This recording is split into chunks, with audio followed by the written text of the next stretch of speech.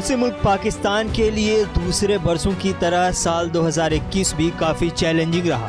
ख़राब मईशत, बेरोज़गारी, दहशतगर्दी और सियासी अदम इस्तेहकाम का दौर जारी रहा।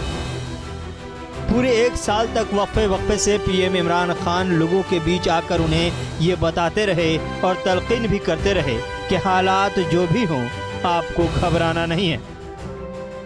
पीएम इमरान खान के लच्छेदार मीठी बातें शुरुआत के 1.5 साल तक आवाम को खूब मुतासिर करती रहीं, लेकिन साल 2021 में आवाम इमरान खान की चाल को समझने में कामयाब हो गई।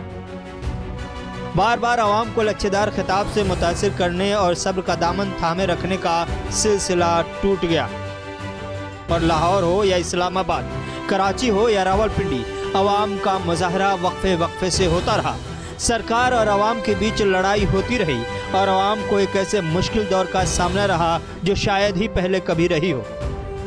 महंगाई आसमान छूती रही, नौजवान रोजगार के लिए तरसते रहे और मिडिल क्लास की हिम्मत जवाब देती चली गई। इसी कसम पुरसी में पाकिस्तान की आवाम ने पूरे 1 साल गुजार लिया। खैर, नया साल है और पुराना पड़ोसी है, इसलिए पाकिस्तान को भी नया साल मुबारक हो। अलबत्ता आपको यह जानना ज़रूरी है कि पाकिस्तान में उस 1 साल में क्या कुछ बड़े वाक़यात हुए जिनका असर न सिर्फ पाकिस्तान पर या पाकिस्तान में रहने वाले पाकिस्तानियों पर बल्कि दूसरे मुल्कों में मुकीम पाकिस्तानियों पर भी पड़ा। महंगाई नए साल के साथ ही आसमान छूने लगी। गैस की किल्लत और कोरोना की लड़ाई में अस्पताल और नाकिस हेल्थ सिस्टम की दिक्कत, इन तमाम मसाइल के साथ पाकिस्तान ने साल 2021 का आगाज़ किया था। दरमियान में पीएम इमरान खान ने कई ऐसी कोशिशें की जिनके इस्लाहात से मुल्क का कुछ हद तक भला ज़रूर हुआ, अलबत्ता वो सिर्फ मसाइल के ऊँट के मुँह में ज़ीरे के मानंद रहा।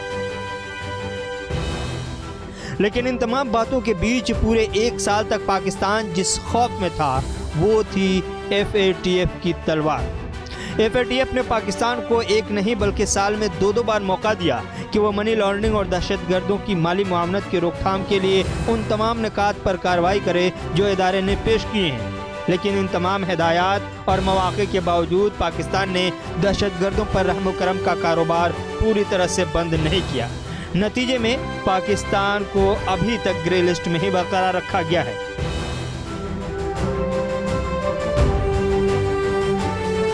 महंगाई पाकिस्तान की रोजमर्रा की जिंदगी में रच बस गई थी।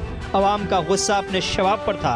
ऐसे में इमरान खान ने एक बड़ा कदम उठाया जिसमें आवाम को सामने से फूलों का गुलदस्ता देने के साथ साथ मीठा जहर भी दिया गया। दरअसल इमरान खान की मेगा रिलीफ पैकेज का जिक्र खूब हुआ, चूँकि उन्होंने कहा कि वफाकी और सूबाई हुकूमतें मिलकर 120 अरब रुपए का रिलीफ पैकेज दे रहे हैं, जिसमें आटे, दाल और घी पर 30% सब्सिडी दी जाएगी।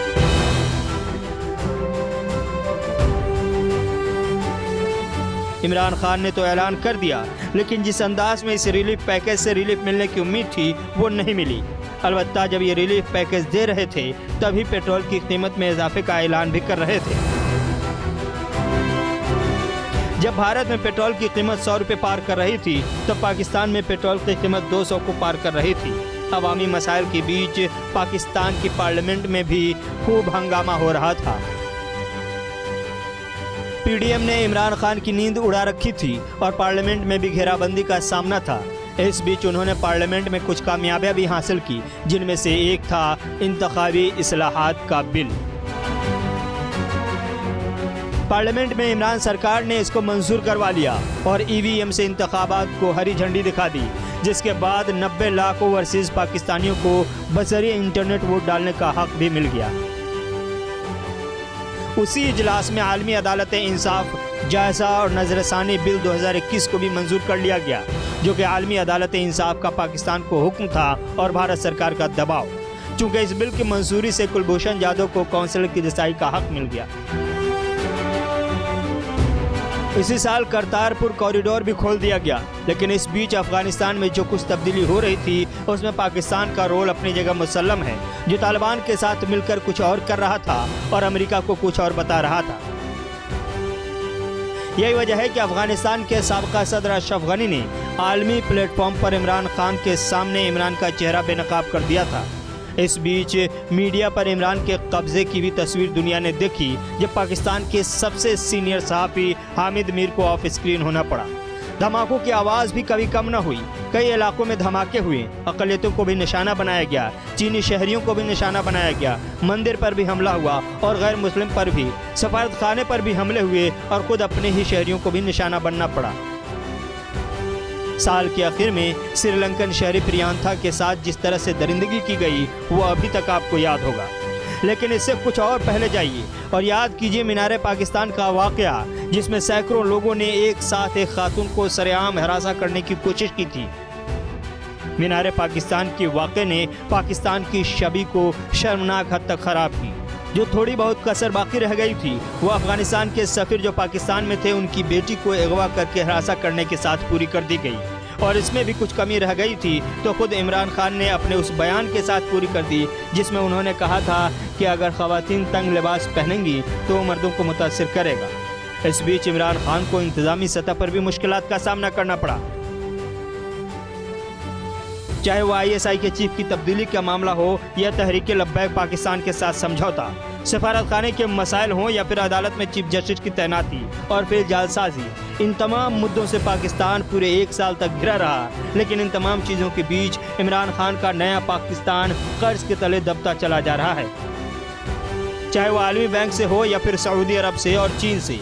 इमरान खान का नया पाकिस्तान कर्ज, महंगाई, सियासी अदम इस्तेकाम और बेरोजगारी के दर्द को झेल रहा है। लेकिन साल के आखिर में नाकाबिले बर्दाश्त सूरत हाल से दो चार खैबर पख्तनख्वा की आवाम ने बल्दियाती इंतखाब में इमरान खान की पार्टी को सिरे से खारिज कर दिया, जिसकी वजह से इमरान खान की बेचैनी दोबाला हो गई और आवाम है कि राहत की खबर सुनने को बेताब है। अब नया साल है, पुराना दर्द है और नई उम्मीदों का पहाड़। देखना होगा कि ये साल इमरान खान कैसे करते हैं पार।